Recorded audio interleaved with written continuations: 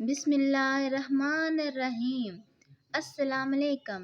شروع اللہ کے نام سے جو بڑا مہربان نہایت رحم کرنے والا ہے۔ آج کا ہمارا عنوان شعری اصطلاحات ہے۔ سب سے پہلے شعری اصطلاحات ہوتی کیا ہیں؟ وہ بنیادی ارکان یا وہ کلام جس میں 4 بنیادی عنصر پائے جاتے ہوں، جیسے ہمارے پاس مطلع، مقطع، قافیہ، ردیف، تحلص وغیرہ کا استعمال کیا جاتا ہو، ان کو ہم شعری اصطلاحات کہتے ہیں۔ چونکہ یہ اشعار میں زیادہ استعمال ہوتی ہیں، غزلوں نظموں میں، تو اس لیے ہم ان کا اس طرح سے ذکر کرتے ہیں۔ اب ہم شروع کرتے ہیں۔ سب سے پہلے ہمارے پاس ہے مطلع۔ مطلع عربی زبان کا لفظ ہے جس کے لغوی معنی طلوع ہونے کی جگہ کے ہیں، لیکن اصطلاحی معنی میں غزل یا قصیدے کا وہ پہلا شعر جس کے دونوں مصرے ہم قافیہ اور ہم ردیف ہوں۔ مطلع کے بعد اگر غزل کا دوسرا شعر بھی ہم قافیہ اور ہم ردیف ہو تو اسے مطلع ثانی کہتے ہیں۔ ہمارے پاس قافیہ اور ردیف کا مطلب کیا ہوتا ہے؟ قافیہ وہ الفاظ باہم جو ہم آواز الفاظ ہوں، بار بار دہرائے جائیں اگر شعر میں، اگر دوسرے مصرے میں بھی یا دوسرے شعر میں بھی دوبارہ دہرائے جائیں تو جو غزل کے بعد جو دوسرا شعر ہوگا تو اس کو ہم کہیں گے کہ وہ مطلع ثانی ہے۔ اگر غزل کا تیسرا شعر بھی ہم قافیہ اور ہم ردیف ہو تو اسے مطلع ثالث کہتے ہیں۔ آخری مصرع یعنی آخری جو مطلع کے بعد آنے والا شعر حسن مطلع کہلائے گا۔ اس کو ہم حسن مطلع کا دوسرا نام ذیب مطلع بھی ہے۔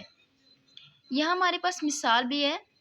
دل میں امید کی دہائی تھی، دور تک درد کی رسائی تھی۔ یہ ہمارے پاس دہائی، رسائی، تھی ردیف، یہ ہمارے پاس پہلا مطلع ہے۔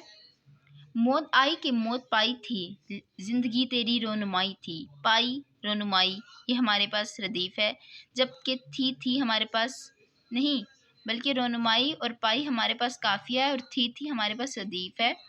یہ ہمارے پاس دوسرا مصرع تھا جس کی وجہ سے ہم نے دوسرا شعر تھا جس کی وجہ سے ہم نے اس کو مطلع ثانی کہہ دیا۔ مغنی نے کیا سجائی تھی، دہن ہمیں اور ہی سمائی تھی، سجائی سمائی یہ دونوں قافیہ ہیں، تھی ہمارے پاس پھر ردیف ہے۔ یعنی پوری اس میں یہ جو پوری ایک قسم کی یہ بند ہے، اس میں ہمارے پاس تھی ردیف ہی ہے۔ اب ہمارے ردیف تھی ہی ہے اور باقی جو آئی، دہائی، رسائی یہ ہمارے پاس سارے ہیں قافیہ۔ پھر ہم کہتے ہیں ڈوبنا تھا سو ناؤ ڈوب گئی، کیا کہیں کس کی ناخدائی تھی، یہ ہمارے پاس آ رہا ہے حسن مطلع، چونکہ آخری ہے اس لیے ہم اس کو حسن مطلع کہتے ہیں۔ دوسرا ہمارے پاس ہے مقطع۔ قطع سے نکلتا ہے، عربی زبان کا لفظ ہے جس کے لغوی معنی کاٹنے یا ختم کر دینے کے ہیں۔ قطع مینز کاٹ دینا، ختم کر دینا۔ ادبی اصطلاح میں غزل کا وہ آخری شعر جس میں شاعر اپنا تحلص استعمال کرے اس کو مقطع کہتے ہیں۔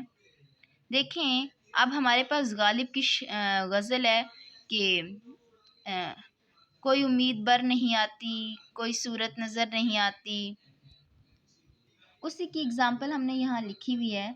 کعبہ کس منہ سے جاؤ گے غالب، شرم تم کو مگر نہیں آتی، یہ اس کا آخری شعر ہے، وہ غزل اس کا آخری شعر۔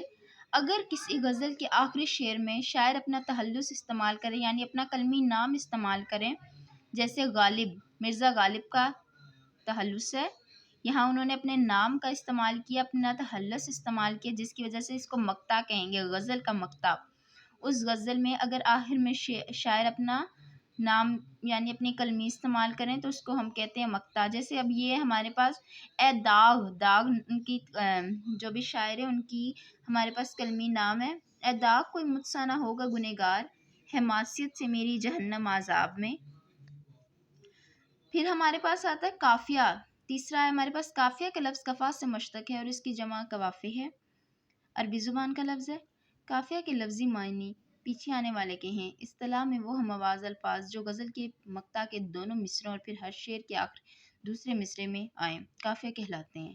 یہاں پہ ہمارے پاس اس کی مثال بھی لکھی ہے۔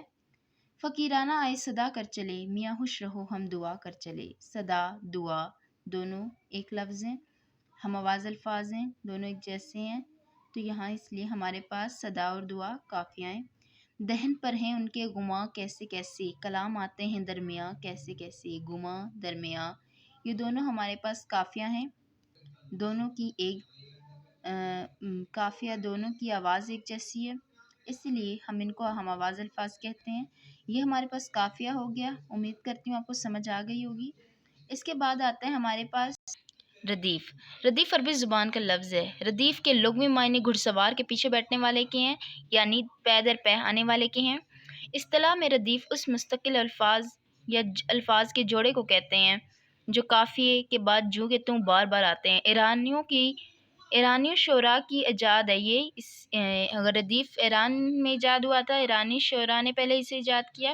شروع میں ردیف کی پابندی نہیں کی جاتی تھی۔ ردیف 7 سے 8 الفاظ پر بھی مشتمل ہو سکتا ہے۔ پھر ہمارے پاس آتی ہے، یہ دیکھیں ہم نے اس کی مثال لکھی ہے، ہستی اپنے حباب کی سی ہے، یہ نمائش سراب کی سی ہے، کی سی ہے، یہ دونوں مصروں میں بار بار آ رہا ہے، تو اسی لیے ہم اس کو کہیں گے یہ ردیف ہے ہمارے پاس۔ ابن مریم ہوا کرے کوئی، میرے دکھ کی دعا کرے کوئی، یہ ہمارے پاس دیکھیں کرے کوئی یہ ہمارے پاس ردیف ہے۔ پھر ہمارے پاس آتا ہے تحلس، وہ مختصر نام جو شاعر حضرات اپنے اصل نام کے بجائے عموماً غزل کے مقطع میں استعمال کرتے ہیں۔ جیسے ہم نے پیچھے پڑھا کہ مقطع کیا ہوتا ہے۔ مقطع غزل کا آخری شعر ہوتا ہے جس میں شاعر اپنا نام استعمال کرتے ہیں، لیکن اگر تحلس وہ ہوتا ہے جو نام ہوتا ہے جو استعمال کیا جاتا ہے۔ اس کی علامت اس طرح کی ہوتی ہے، مثلاً اسد اللہ خان غالب ان کا نام تھا، کئی جگہ انہوں نے اسد استعمال کیا، پھر اس کے بعد غالب بھی استعمال کیا۔ میر تقی میر اپنا نام اپنا تحلس میر میں استعمال کرتے ہیں، فیض کرتے ہیں، حالی اقبال۔ اب یہاں ہم نے اس کی ایک مثال لکھی ہے، کیوں سے عرض مضطرب مومن نے اپنا کیا ہے تحلس استعمال، صنم آخر خدا نہیں ہوتا۔ میر ان نیم باز آنکھوں میں ساری مستی شراب کی سی ہے، میر بھی انہوں نے اپنا تحلس استعمال کیا ہے۔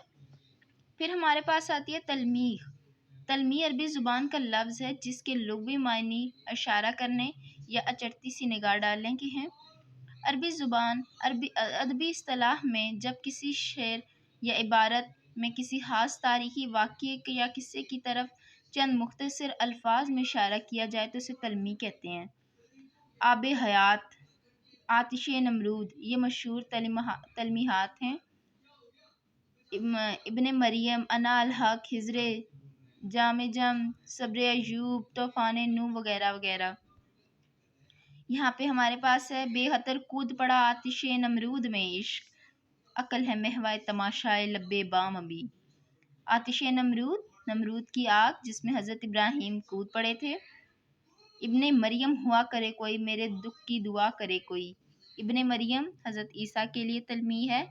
امید کرتی ہوں آج کا لیکچر آپ کو سمجھ آ گیا ہوگا۔ اگر آپ کو کوئی بھی پرابلم ہے تو آپ کمنٹ باکس میں مجھ سے پوچھ سکتے ہیں، میں ہر وقت اویلیبل ہوں، آپ کی کنفیوژن کو دور کر سکتی ہوں۔ جانے سے پہلے پلیز میرے چینل کو لائک کر دیجیے گا، سبسکرائب کر دیجیے گا اور بیل آئیکن کو پریس کر دیجیے گا۔ اللہ حافظ۔